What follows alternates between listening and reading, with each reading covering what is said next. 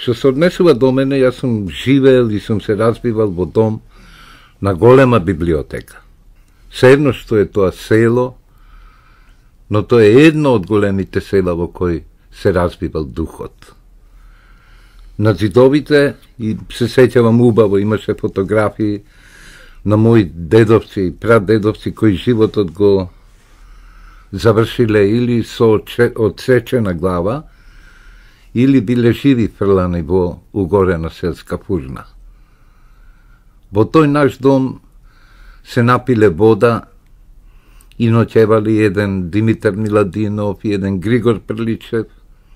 Во дворот на нашиот дом како браќа израснувале мојот прадедо Хаджи Теофил Жонгуловски Поповски и пак мојот прадедо Васил Икономов.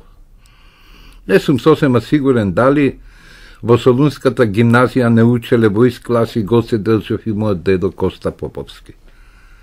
А нивните подалечни поблиски дедовци. Во една од собите на нашиот стар дом имаше еден дрвен крст, за кој мајка ми кажуваше дека било честно дрво, што од светата земја го донесол некој наш предок. Сите тие факти, сите тие околности, на еден или друг начин, апсолутно покажуваат дека не можеме да се ослободиме од првичните информации, од архетипот, како што реков, кој е забележан кај нас уште во детството.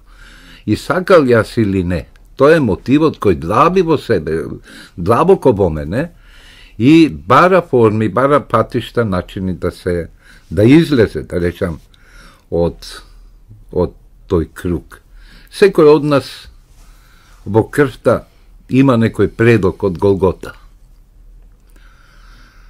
Кога говорам јас за тие мали нешта, помислувам на илјадници детали од кои е создадено во нас чувството за татковината.